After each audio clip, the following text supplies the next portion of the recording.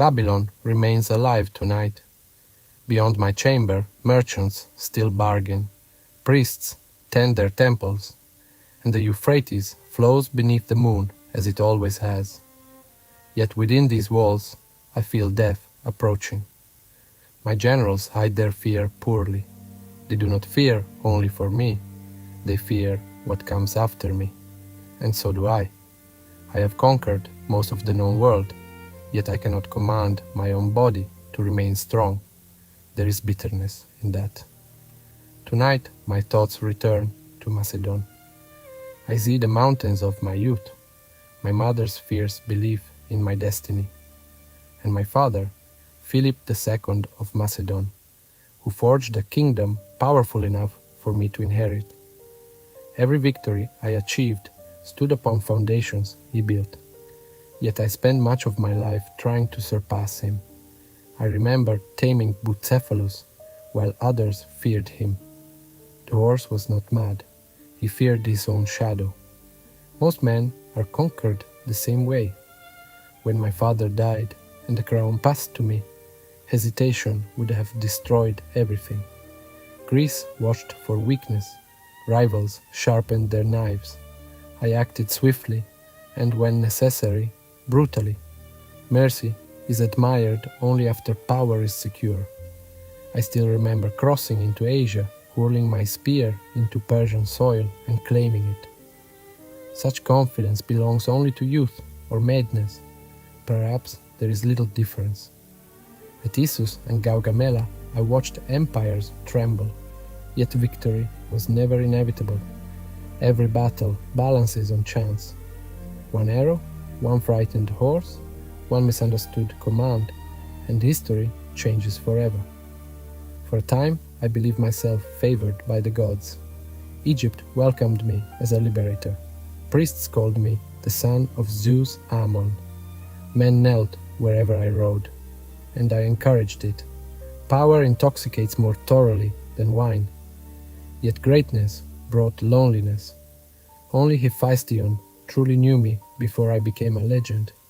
His death wounded me more deeply than any blade.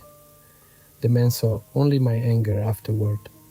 They did not see grief hiding beneath ambition.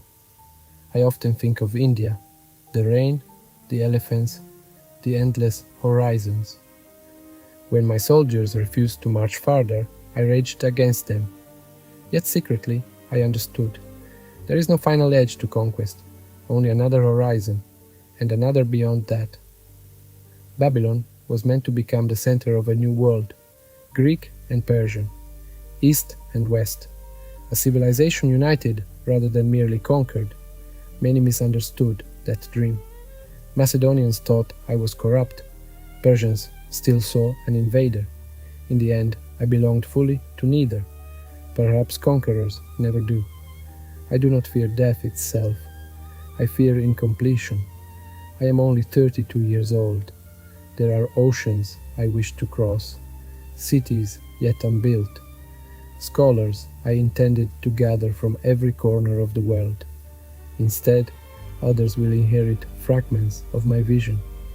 Already, my generals wonder who will succeed me. The answer is simple. No one. There will only be division disguised as succession.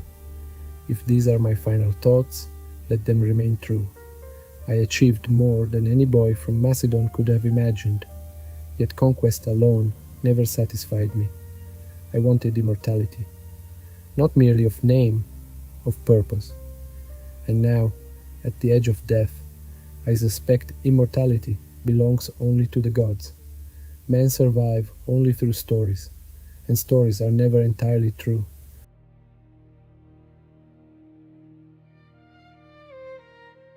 Death stripped away glory first. Only then did I see clearly. I spent my life believing movement could outrun mortality. One more conquest, one more horizon, one more city. Yet no empire escapes the grave. I genuinely wished to unite cultures. That dream was real. I admired Persia, Egypt, Greece, and the lands beyond. I envisioned a civilization greater than inherited divisions. Yet conquest carries a contradiction. People may obey while the conqueror lives.